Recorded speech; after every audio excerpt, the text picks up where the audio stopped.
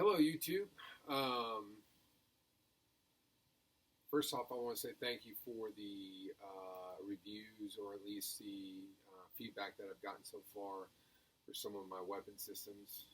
I do apologize about the format that I use, because obviously I'm using an Apple computer to do my reviews, so it's not the highest quality video, but this is what I have, and this is what I have to show. I did show my M4A1, which has gotten some pretty good feedback, and so I wanted to talk about some other weapon systems that I do have. This is my most current build, which is a Remington 700 300 Win Mag. The actual model and its base model is called the Remington 700 Long Range. Now, this is obviously not in stock configuration. I actually had it built out by a company called Badger Ordnance. They're based out of Winder, Georgia. And I will say, by far, the company itself, not only do they do quality work, but probably the best customer service I've ever experienced. There's a gentleman named Rick that works down there. Timely emails, any questions, no matter how small, how big. Very quick to respond, and they're a company that will steer you in the direction that they think is best, but regardless of whatever you choose, they proceed forward with it. So they're not a snobbish company that will say, hey, we won't do this, we won't do that. They say, hey, cool, this is what you want, we can build it out for you. If they can't, then they're honest about it, saying, yeah, well, unfortunately, this just won't work, but they do aim to please. So probably one of the highest recommended companies I can give is Badger Ordnance, and what they do is amazing. So, anyways, like I said, this is the Remington 700. It started its life as the Remington 700 Long Range. I believe it premiered this past year, and I got through Cabela's. It basically was just a deal I couldn't pass up. I got it for like $800, and what you get for your money is just amazing. First off, you get a a caliber in a long action, such as a 300 Win Mag, and a varmint contour barrel at 26 inches with a Bell & Carlson stock. At that price is pretty outstanding. Most Remington products come with either the Hogue stock or whatever synthetic stock they have, and for that price range. And Bell & Carlson, although maybe not the same as some other high-quality stocks, still, they're great stocks, especially for the price range. Tad bit heavier when you compare them to other stocks, but still quality stocks. Free floats, allowed for the inlet it did require some modification, but for some of the external things that I have. I'll get some close-ups of the gun so you can see a little bit better. But yeah, that's what it started off with, the Remington 700 Long Range. So when I started the build, I had a concept. The concept basically was that I wanted a gun that could shoot 1,000 yards, and that was also a hunting gun. So most precision guns you see on chassities, or you see with Macmillan stocks, and they're going to weigh above 15 pounds or above. That's just the way it goes. And then most hunting stocks are going to be on the lightweight end, where they're going to try to minimize with smaller contour barrels, and because of carrying reasons, which makes sense. I'd try to hit the middle of the ground, where I wanted a gun that I could shoot 1,000 yards, that had some heft to it, but at the same time that if I took out of state, I could still hunt with and accurately shoot out to 500-600 yards. Basically, what is stock on this gun is the stock and the barrel in action. Those things are still the same. Outside of that, I modified everything. So we're going to take a closer look. Let me go ahead and bring it in closer. You will notice, first off, I'll start with the scope. The scope is a Nightforce NXX 5.5 by 22 by 50 objective lens. Everything that I've used, with the exception of which I'll show you right here, which is an elevation, for what you call elevation checker, is all Nightforce. Nightforce is 20 MOA long action base, Nightforce rings, and then of course the Nightforce scope.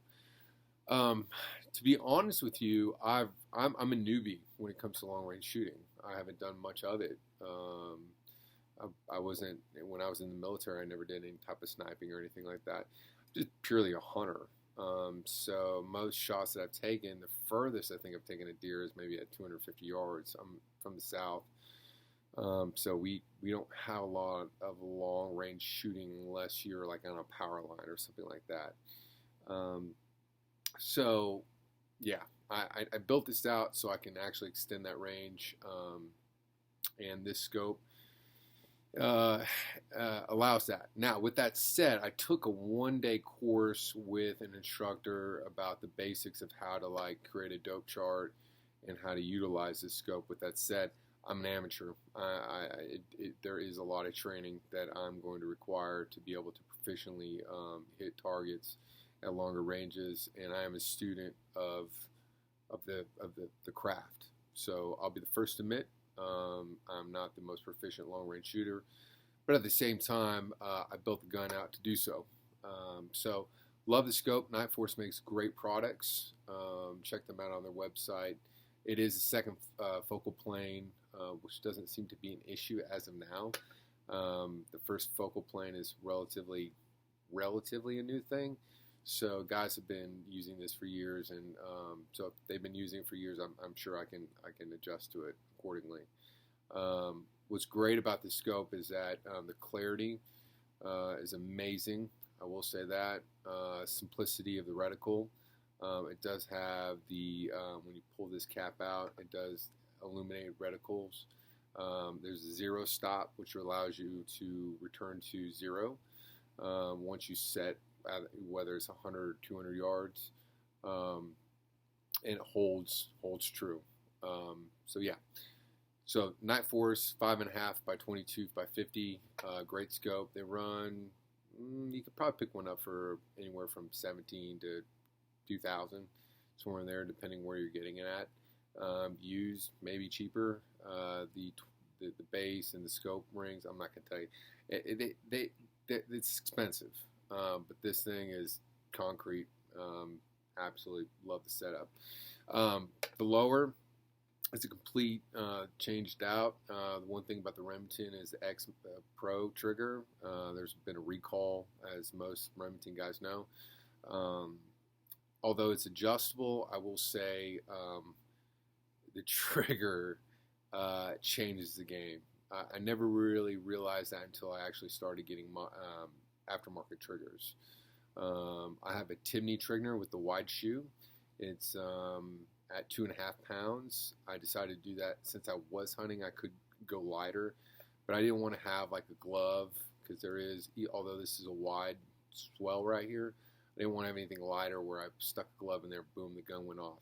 I will say though, with a 2.5 pound trigger and a Timney trigger, as smooth as this is, as soon as I start pulling the trigger and you put pressure on, boom, the gun goes off. I mean, it's not so light where, you know, it's dangerous, but at the same time, like, once you're set on target and you're ready to send that round, it's going to go, which is awesome, which makes the gun extremely accurate and makes you more accurate. So highly suggest the Timney trigger. There's some other options out there, obviously Jewel and whatnot, but I do love this trigger. It's a Timney trigger, wide shoe. I like that because it fills the end of my hand, my index finger better, and that's a personal preference. This is a Badger Ordnance detachable magazine. You know, the one thing that I liked at first aesthetically, just because most of them have like a detached latch right here, I like the fact that this was really clean. But in retrospect, I'm not the biggest fan. If you look closely, the release point is actually right here, and you got to push it forward as such. right there to drop the magazine. And then obviously when you want to put it back in. It's not that it's horrible. It's just not the most tactical, meaning it does require like the focus of, pulling the trigger and then actually pushing on the release button. It does require some training. I mean, maybe I would compare it to like maybe an HK. You know how you have to get used to the release button as opposed to like most side, but still, it's kind of, I don't know if I'm a huge fan of it. With that said, I will say that this detachable magazine has been 100% reliable. I haven't had any issues whatsoever, and I've probably put maybe 200 rounds, maybe not that much, maybe about, I don't know, maybe 120, 140 rounds downrange. No malfunction issues whatsoever. So amazing. I love this system to drop in. It does require for it to be bored out in the inlet, so you're going to require some gunsmithing with this. I'm not too sure about the Macmillan stocks or any of those other stocks that require that, but still there is going to be a gunsmithing fee that goes with it. With that said, you get a high quality product. I'm going to flip the gun over and show you the bolt that I got.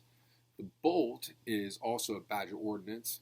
At first, they got two different options. They got the Badger, the regular, which is and then they have the Mini. I kind of like the Mini at first because aesthetically, this was a little too bit big. But I'll tell you, when it comes to extracting the round, if you got a stuck case and you can rip it out, it's amazing. And it's an awesome. I don't know how many guys you've had like the standard bolt and you're using like your two fingers and you grab it up and like, especially if you have what I have right here, you'll see is I have a Nightforce throw lever, and like you catch up on that, it can rip your knuckle open. I had that was a problem with my last Remington. I had a small bolt, and then I think I had the throw lever over a little too much, and I'd cut myself a few times. I guess it was a learning lesson. But anyways, I love this. This was, I think they charged me $80, but it requires an install. They've got to actually mill it out and then install it, but it's a permanent install, and I believe it's well worth its price. So yeah, so that's the Badger Ordnance bolt and the detachable magazine. The second thing I have on here, which I gotta flip the gun back around, and I'm going to show you this way. It's a really interesting concept, and let me bring this in closer. It is an elevation. I don't know what they necessarily call it, but it checks your elevation. Once you start shooting past, I don't know, you get past 300, 400 yards, what's going to happen is if your gun is tilted to the left or the right, it's gonna start showing. You're gonna start missing. So basically what this does is flips out. You unscrew this, and you can screw it on the other side. If you get a little bit closer, you're going to view this, and it's going to be a level that is going to check to make sure that your gun is actually shooting level. That is made by US Optics. The only downside I'll say is it's a little bit loose. This does screw on the other side, which allows you to keep it. But that's not really a big issue. I mean, it's not something that's all that bad as something I'm like, well, that's a deal breaker. But you would expect by US Optics, which makes quality products, that would lock a little bit better. But outside of that, it's not bad. And I love the fact that it just folds back in there. Most mounts, like the Nightforce, it mounts up top. So meaning when you're actually, you have the gun and you're looking down, it's going to require you to change your cheek weld and look up. Where this, when you pop it out, of course you can't see it on this side, I apologize, but it's right here. You can open up your left eye and actually see whether the gun's level or not, okay? So, as for the last part of the gun, I'm going to show you, let's see if I can get this right here. I'm going to show you the barrel. Basically what they did was, two different companies did this, and then obviously Accurate Ordnance incorporated both. What I mean by that was that the brake was made by KDF.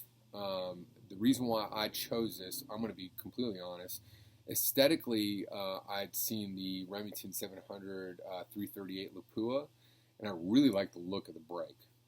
Just aesthetically, I just thought it was a badass looking brake. Did a little research trying to find, because I didn't like the bolt-on. I wanted something that looked like it was part of the gun. And if you look extremely carefully, you will not find whatsoever a line in that brake. But it is actually screwed on. So what happened was I ordered the brake from KDF. KDF shipped it to Badger Ordnance. Badger Ordnance chopped off about 1.5 inches of the barrel, 26 inches, and brought it back to the original length. So the overall length of the barrel is 26 inches. Technically speaking, it's probably about a 24.5 if you include the threading. But when you look at the 300 Win mag, you're only losing about 50 feet per second, something like that. You're not really losing that much. When you're looking at 3,100 feet per second versus 30,050 feet per second, it's not that big of a deal. However, those who have shot a 300 Win mag and know the recoil, which is not, I mean, it's not like crazy recoil. It's not like shooting a 338 or anything like that, but it still packs a punch. This brake basically mitigates it to where it's like a 243. I mean, this gun is incredibly soft recoiling with this brake. Now, the flip side of it is incredibly loud. I mean, this is by far the loudest gun that not only that I own, but probably that I've been around on the range.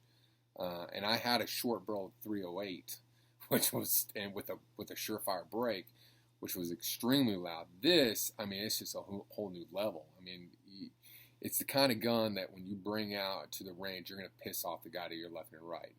It is what it is, and you need to wear ear protection. With that said, extremely soft recoiling, and then it's a beautiful job.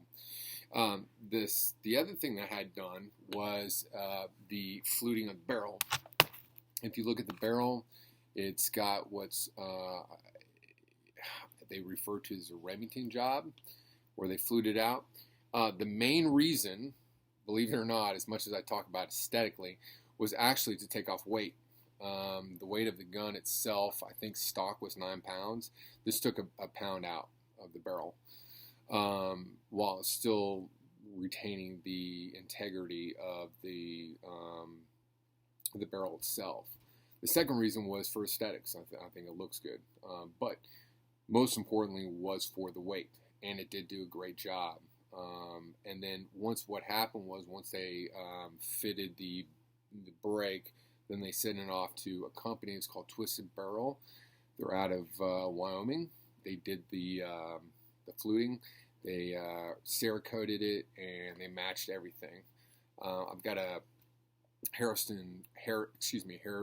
bipod on it, and then I have a Blue Force gear sling on it. Now, Blue Force gear, I pretty much on all my tactical guns, that's what I carry. Just because I absolutely love their slings. I believe this is like the 243. The reason why I got it is because it's extremely thick pad, which a heavy gun you need. This gun loaded down is about 13 pounds, which actually in retrospect it's not that heavy when you compare it against other 300 mags that are in the same kind of class, especially that are, got a thick barrel, got the aftermods that this has. So it's not too bad.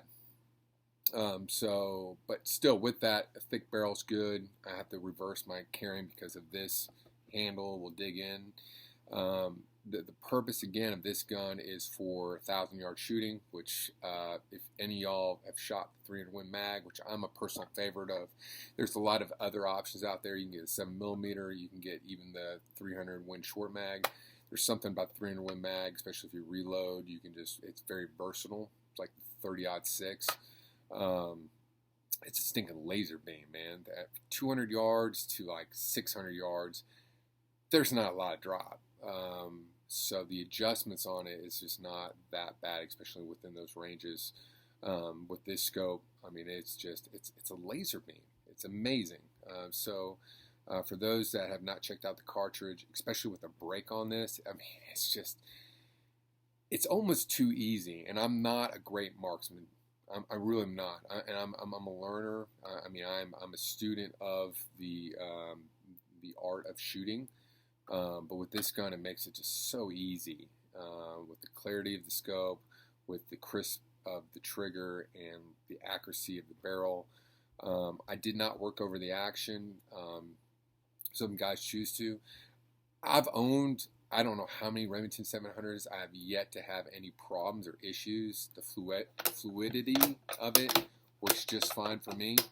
A lot of guys would say, hey, I change out the action. If that's you, cool, no problem. But I have zero issues with it so far. So absolutely pleased with this gun. Love it. The cons, I would say, is with this type of build, this is not like a food plot, like stalking type gun. This is not a gun that you're going to want to take out in the woods and go stalking deer or other predators or whatnot. It's a heavy gun. If you're going to be packing whatever, just prepare the fact that you're carrying a heavy gun. The pros is extremely accurate out to long ranges, short ranges, long ranges, whatever. You just got a laser beam of a gun, and yeah. So I would say another con is that the setup, the way that I did it, it was expensive. I did have to pay the price. The scope itself, like I said, it's about the $2,000 mark. Then you put all the Nightforce gear on there, and the Badger Ordnance is like $400 or $500. All this stuff, and then the fluting job and all that stuff. It definitely racks up the price. But with that said, is I have a gun that is perfectly fit up for me. It's like my AR-15. I paid the money, I paid the price, but it's perfectly set up for me. With this gun itself, absolutely love it. It's just every time we get on the range, it's like sitting behind a Cadillac. You just get on it, sit on the target, boom, pull the trigger, make adjustments, and it's just all day long shooting out to like 600-700 yards. You're just busting targets, no problem. And I'm, like I said, self-admitted, I am not the most proficient, marksman. I'm not. There's a lot better shooters out there. But this gun has increased it tenfold. So anyways, one last look of the gun. I'll pull it out a little bit so you can see it. Like I said, it started its life as the Remington 700 long range. Had it done out by Badger Ordnance, which is located in Winder, Georgia. The barrel was done by Twisted Barrels, which is located out of Wyoming, and KDF did the break, which is located out of Texas. Scope is done by Nightforce. It is the 5.5 by 22 by 50 NXS, and then all the external the knob and the detachable magazine by Badger Ordnance. All this, like I said, Nightforce, the elevation done by U.S. Optics, stock Bell & Carlson, and then the and then the sling by Blue Force Gear, and Harris bipod, excuse me. So anyways, if you have any questions or and criticism or anything like that, feel free to email me. I'd love to hear your feedback or any kind of questions about what I've done. And I look forward to making more videos and showing more guns, because I do. Unfortunately, I do have, not unfortunately, I do, but there's just a lot of guns I could probably do reviews on. So hopefully that helped you, and look forward to hearing from you. All right, thanks.